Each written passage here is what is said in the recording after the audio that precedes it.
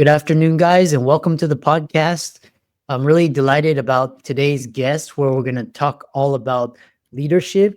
I'm happy to welcome John Hillen. He's an author, he's a CEO, and he's a leadership strategist. So, the audience and listeners and viewers that are interested in strategic leadership, real world applications, foundational frameworks, and strategic thinking, John's the man today, and I'm really happy to have him on. John, welcome.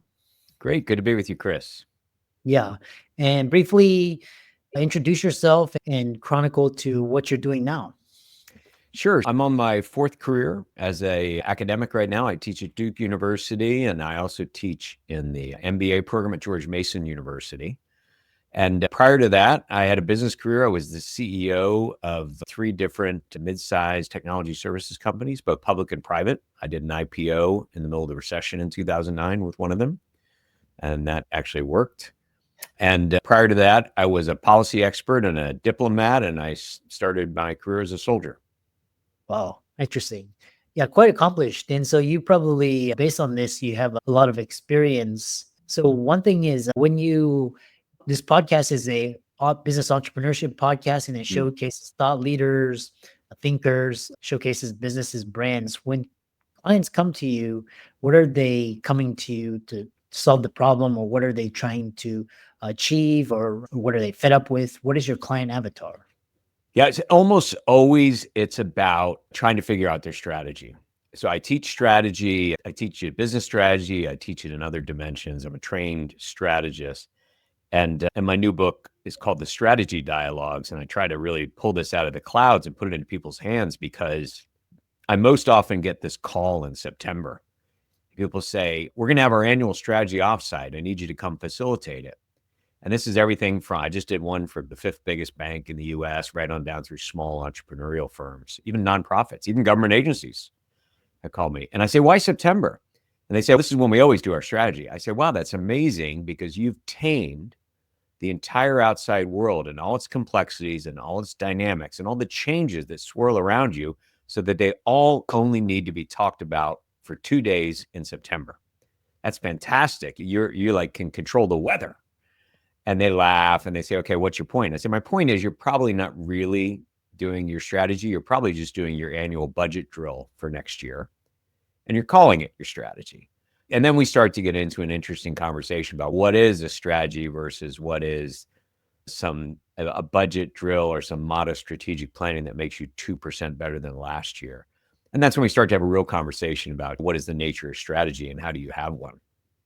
Interesting. And talk about I know the business economic climate is completely up for grabs since COVID. What are some of the challenges that businesses have with developing a strategy?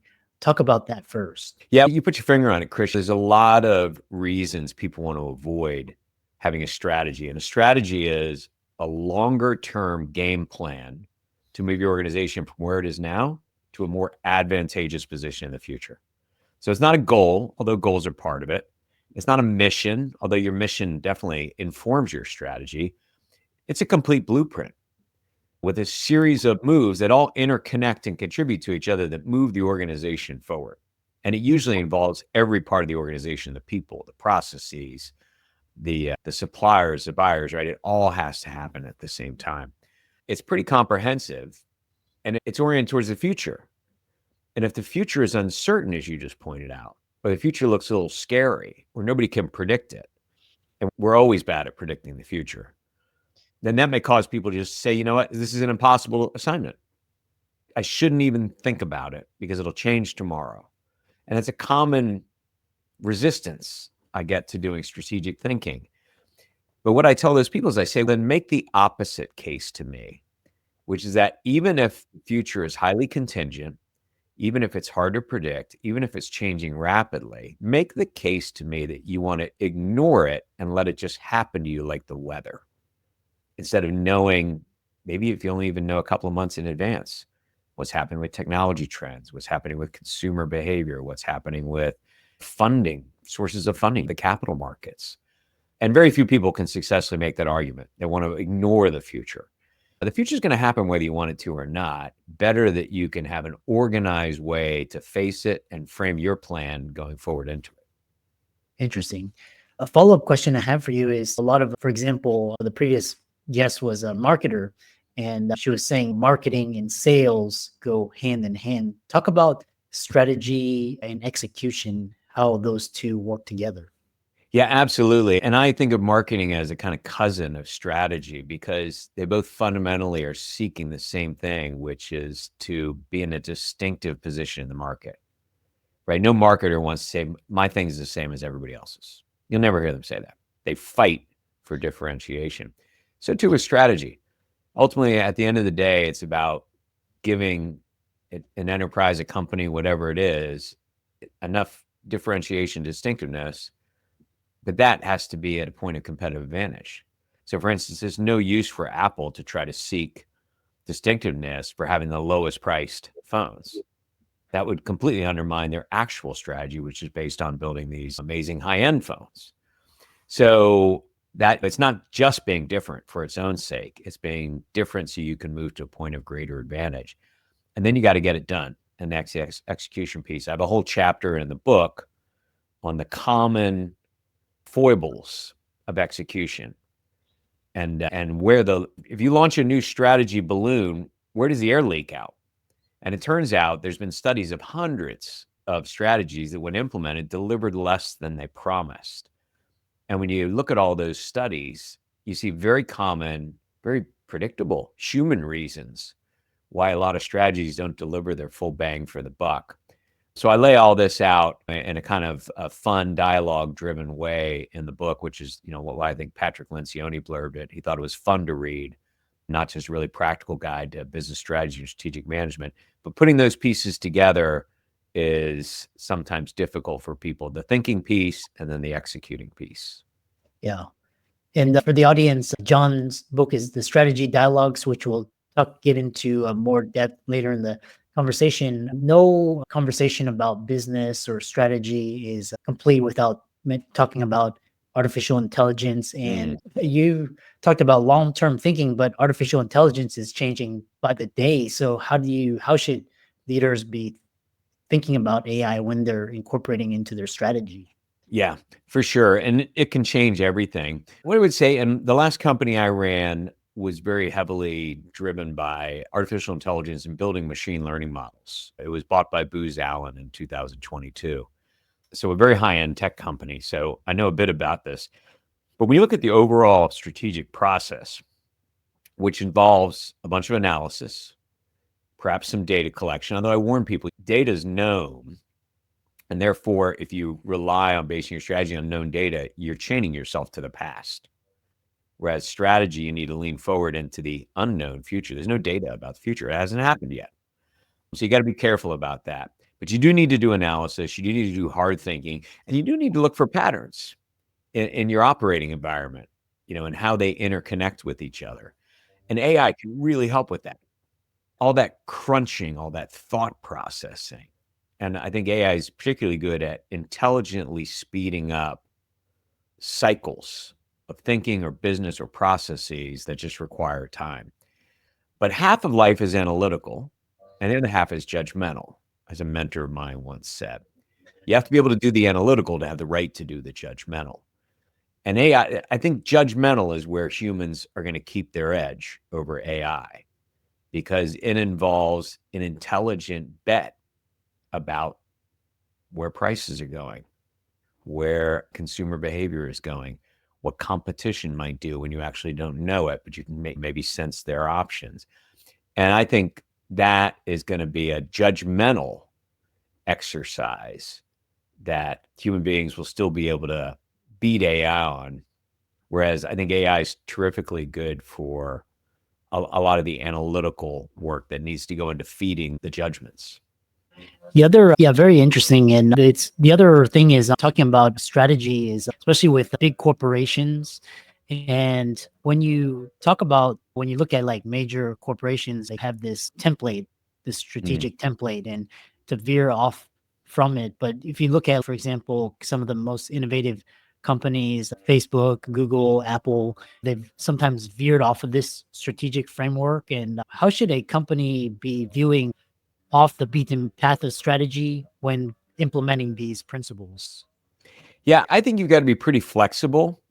I always tell my students in my strategy class, there's only one right answer ever in strategy, and the answer is it depends. And for students who are used to finance or operations management or accounting or engineering or something like that, right? They want the formula, and they want, if you do the right inputs, everybody gets the same answer. And my answer is it depends. So the strategist seeks for, on what does it depend? And so whether you are gritty and persistent and stick to your original strategy through thick and thin, which can be a great set of qualities, persevering, grittiness, or whether you flex to deal with changing circumstances and how often you flex, that just depends on the situation you're in. If you flex too much and respond to every little change in the market environment around you, you'll simply find yourself wasting energy and jumping from one lily pad to another. And you can't have any strategic continuity. On the other hand, if you stick to your plan, your strategy too hard, and the fundamental assumptions that underpinned it start to change and you carry on anyway, then you're just being bullheaded. I call the book The Strategy Dialogue because one of the points I'm making there is if you even have this conversation, like if John was for sticking with the plan and Chris was for amending the plan because things had changed, the fact that we would even be in a room having a conversation puts us in the 90th percentile of companies because we're having the right conversation about the right thing. And we've got our strategic minds, not our task accomplishment minds. How do I get this done by Friday? But we've got our strategic minds. What is the shape of the future and how should we amend our journey to be in the best position in that future? We're having that conversation. And then a follow-up question. So, we'll dive into the book, and so your experiences as a professor, you got a assistant secretary of state and public company CEO. What are the key takeaways from your book, The Strategy Dialogues, and what is the impact you hope it'll have on readers? Yeah. The real key takeaway is that strategy is a way to think, not a what to think. And what I do in the book is I outline the strategic thought process and how you use it. And I have the 10 most common kinds of strategic issues that a company might ever face in the book. And then how you go through thinking through those, and then with some examples, and then a chapter summaries, big reference guides, and all these frameworks, strategy issues. You've seen them, Christian, these diagrams. We love, I can't order lunch without a 2x2 matrix. So we love those things. We call them frameworks. And they're not meant to give you a magic answer. They're meant to just help you organize your thinking. They're an analytical tool. So I have all that in the book. But the real takeaway of the book is someone says, we know every executive in life, big company, small company, has to be able to think strategically to progress in their career. It's a standard executive competency that is expected of leaders. And yet at the same time, there's almost no training for it. Probably 80% of corporate training is to get more certifications, more skills, as opposed to learning how to think strategically. So sometimes it's hard to get your hands around it. So what I try to do in the book is pull it out of the clouds, put it right into your hands. It's simple. It's organized. Here's the process. Here's how you know it when you see it. Here's a toolkit. This is the tool you pull out. M&A, pull out these tools. Think this way. You'll be able to approach a merger and acquisition opportunity more intelligently than you might have otherwise.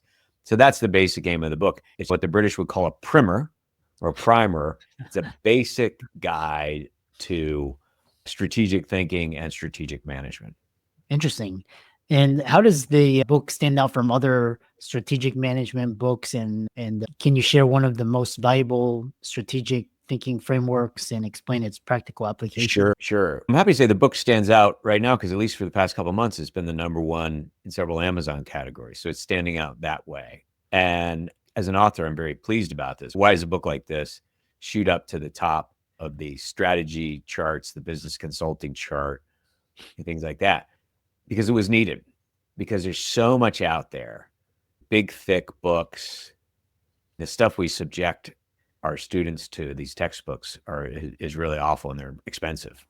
I think in a fast moving world, and you've alluded to this, in a fast moving world, I think people want something that's it's more than a pocket card, but it's less than a 1-year investment in a huge set of concepts. They want a basic guide to how to think, not what to think. and really ready applications so I can use it now.